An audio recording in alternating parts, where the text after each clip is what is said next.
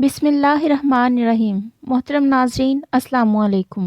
حضرت خدیجہ الکبریٰ رضی اللہ تعالی عنہا سیرت و کردار، عزت و احترام اور مقام و مرتبہ کے لحاظ سے قریش کی بہترین خواتین میں شمار ہوتی تھیں۔ آپ بے حد مالدار، پاک و باز اور خوبصورت تھیں۔ دور جاہلیت میں آپ کو طاہرہ کا لقب دیا گیا اور سیدۃ القریش کہا جاتا تھا۔ آپ رسول اکرم صلی اللہ علیہ وآلہ وسلم پر ایمان لانے والی پہلی خاتون تھیں۔ رسول اللہ صلی اللہ علیہ وآلہ وسلم نے جن 4 خواتین کو جنت کی بہترین خواتین قرار دیا، آپ ان میں سے ایک ہیں۔ روایت کے مطابق پیغمبر اسلام جب معراج پر تشریف لے گئے تو واپسی پر جبرائیل علیہ السلام نے عرض کیا کہ خدا کی جانب سے اور میری طرف سے خدیجہ کو سلام کہیے گا۔ متعدد روایات میں ہے کہ جب حضرت جبرائیل علیہ السلام نازل ہوتے تو حضرت خدیجہ رضی اللہ تعالی عنہ کو سلام بھیجتے۔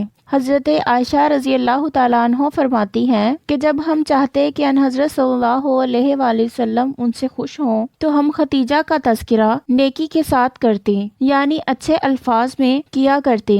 حضرت خدیجہ کار رسالت میں صلی اللہ علیہ وآلہ وسلم کی قابل وزیر اور مددگار تھیں۔ جب لوگوں نے آپ کو تنہا چھوڑ دیا تو وہی آپ کی مونس و غم خوار تھیں، اور جب اہل مکہ آپ کو ہزاروں تکالیف پہنچا رہے تھے تو وہی آپ کی تسلی و تشفی کرتی تھیں اور اپنے حسن اخلاق سے آپ کو دلاسا و تسکین دیتی تھیں۔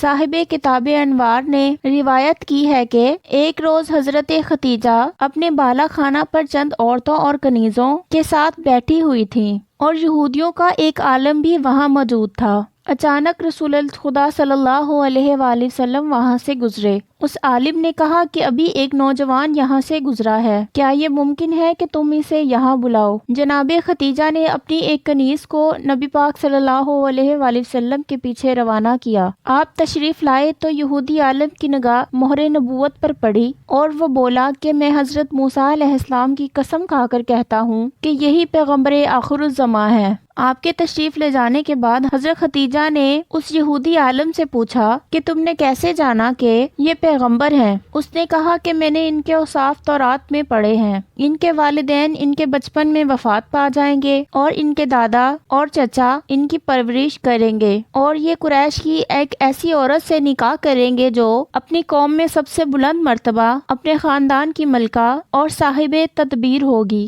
پھر اس نے اپنے ہاتھ سے حضرت خدیجہ کی طرف اشارہ کر کے کہا، اے خدیجہ، میری بات یاد رکھنا اور کوشش کرنا کہ ان سے تمہارا رشتہ ازدواج قائم ہو جائے، کیونکہ ان کا ساتھ دنیا اور آخرت میں سعادت ہے۔ پھر اس نے چند اشعار پڑھے جو ان حضرت صلی اللہ علیہ وآلہ وسلم اور حضرت خدیجہ کے عبد پر مشتمل تھے۔ حضرت خدیجہ کے ایک چچا جن کا نام ورقہ بن نوفل تھا، اپنے دین کے بہت بڑے عالم اور آسمانی کتابوں کے قاری تھے۔ انہوں نے اپنی کتاب میں ان حضرت صلی اللہ علیہ وآلہ وسلم کے صفات میں یہ بھی پڑھا تھا کہ آپ قریش کی اس عورت سے نکاح کریں گے جو اپنی قوم میں بزرگ و بلند مرتبہ ہوگی، آپ کے لیے اپنی دولت خرچ کرے گی اور تمام امور میں آپ کی معاون و مددگار ہوگی۔ ورقہ بن نوفل کو معلوم تھا کہ وہ دولت مند اور بلند کردار والی عورت حضرت خدیجہ ہی ہو سکتی ہیں، جن کے ہر شہر و آبادی میں غلام اور مویشی تھے۔ بعض مورخین نے لکھا ہے کہ ان کے 80,000 اونٹ تھے جو مختلف مقامات پر تھے، اور ہر ملک و شہر مثلاً مصر، شام اور حبشہ وغیرہ میں ان کے منیب تجارت کیا کرتے تھے۔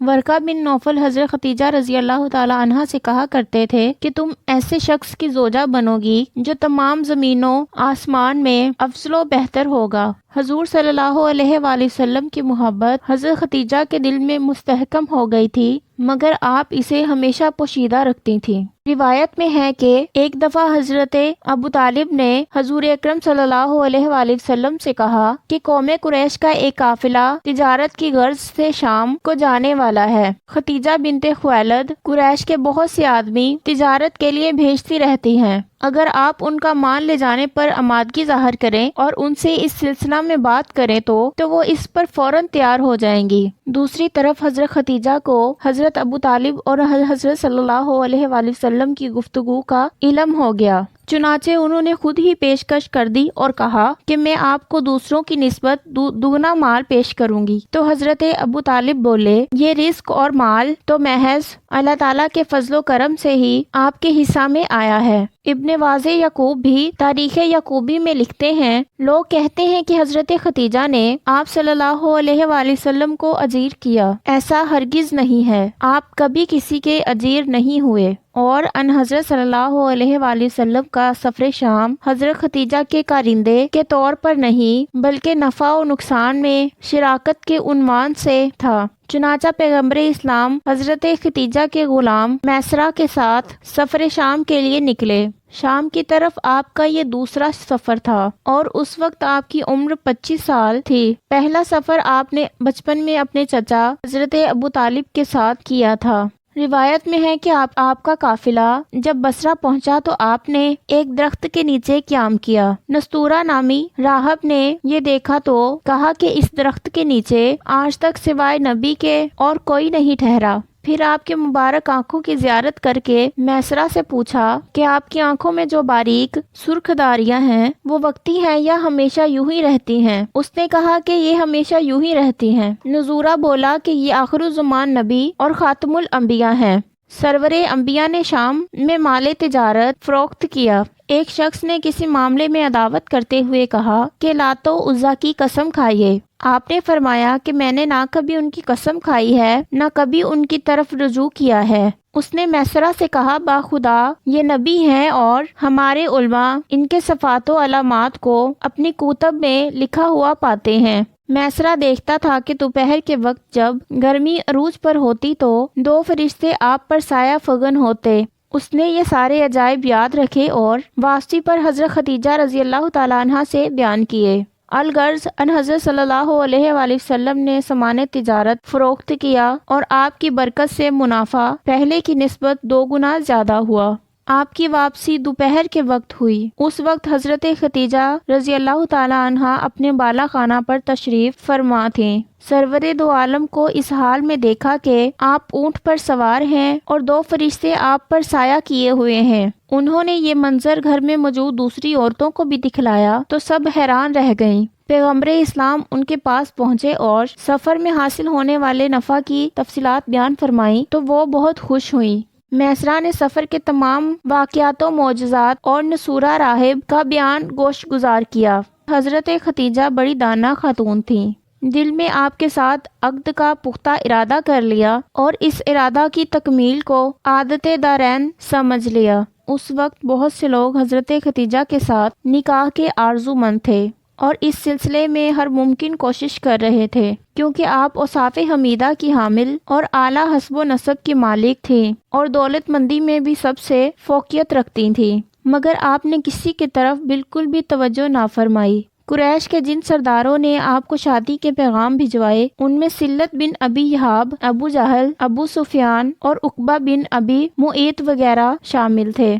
हजरत खतीजा ने आप सल्लल्लाहु अलैहि वसल्लम के इखलाक़ किरदार से मुतासिर होकर आपको अपनी एक कनीज़ नफीसा बिनते मुनैया के हाथ शादी का पैगाम भेजा।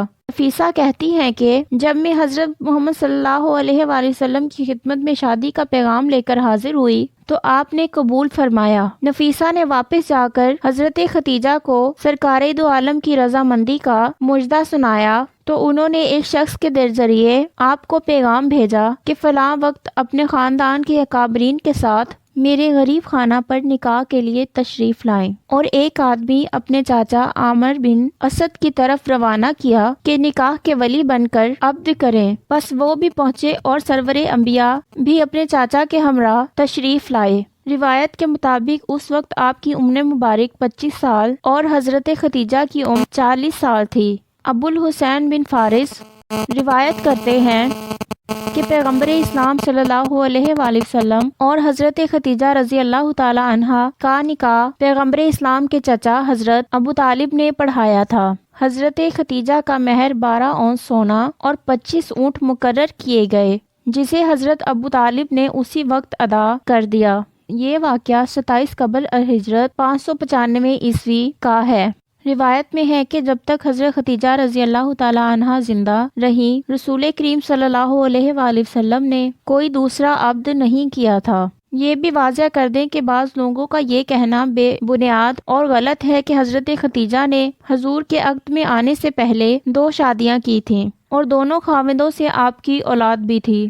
ابن شہر اشوب کہتے ہیں کہ احمد بلالتی، ابو قاسم کوفی، ابو جعفر اور مرتضیٰ نے اپنی کتاب میں نقل کیا ہے کہ رسول اللہ نے جب حضرت خدیجہ سے شادی کی تو وہ باکرہ یعنی کنواری تھیں۔ حضرت خدیجہ کے پہلے سے شادی شدہ ہونے اور صاحب اولاد ہونے کا شوشہ ممکن ہے انہی لوگوں کا چھوڑا ہوا ہو جن کے آباء و اجداد نے ہر ہیلا کیا کہ کسی طرح عرب کے سب سے زیادہ خوبصورت، خوبرو اور دانا مالدار خاتون کے ساتھ رشتہ ازواج قائم کر سکیں، مگر وہ اپنے عزائم میں کامیاب نہ ہو سکے اور اپنی ناکامی کو اپنے لیے باعث رسوائی سمجھنے لگے۔ چنانچہ جب وہ دور نیاب 40 سال آغوش صدف میں رہنے کے بعد تاج رسالت کی زینت بنا تو یہ لوگ ان کی تابندگی ماند کرنے کی کوشش ناکام میں آپ کے شادی شدہ اور صاحب اولاد ہونے کا پروپیگنڈا کرنے لگے، اور اس کی تصدیق ان لوگوں کے نزدیک آپ کی 40 سالہ عمر ہی ہے۔ چنانچہ ان کے حساب سے آپ کی پہلی شادی نوجوانی میں ہوئی، مگر آپ بیوہ ہو گئیں، پھر دوسری شادی ہوئی، پھر بیوہ ہو گئیں، حتیٰ کہ 40 سال کی عمر میں پہنچ گئی۔ تب آپ نے حضور صلی اللہ علیہ وآلہ وسلم کے ساتھ عقد کیا، اور عرب میں چونکہ کم عمری میں ہی لڑکیوں کی شادی کر دی جاتی تھی، اس لیے یہ کیسے ممکن ہے کہ قریش کی سب سے زیادہ حسین، دین و دانا اور مالدار عورت 40 سال تک غیر شادی شدہ رہی؟ اگر ہم اس دلیل پر غور کریں تو یہ دلیل انہی لوگوں کے خلاف جاتی ہے جو اسے اپنے موقف کے حق میں استعمال کرتے ہیں، یعنی حضرت خدیجہ جیسی حسین و جمیل، اوصاف حمیدہ کی حامل اور اعلیٰ حسب و نسب کی مالک اور اہم و ادراک سے مالا مال ایک دولت مند خاتون کا کئی لوگوں کے رشتوں کو ٹھکراتے ہوئے 40 سال تک غیر شادی شدہ رہنا ہی یہ ثابت کرتا ہے کہ ان جیسی عظیم و مرتبہ خاتون کو اپنے سے بڑھ کر کوئی عظیم ترین شخصیت نظر آتی تو وہ شادی پر آمادہ ہوتی، پر 40 سال تک نہ کوئی ایسی ہستی ملی نہ ہی شادی کی۔ امید کرتی ہوں کہ آپ کو آج کی ویڈیو اچھی لگی ہوگی۔ اگر آپ کو ہماری ویڈیو اچھی لگی ہے تو ویڈیو کو لائک کریں اور مزید اس طرح کی ویڈیوز دیکھنے کے لیے ہمارے چینل کو سبسکرائب کریں۔ ملتے ہیں نیکسٹ ویڈیو میں، اجازت دیجیے، اللہ حافظ۔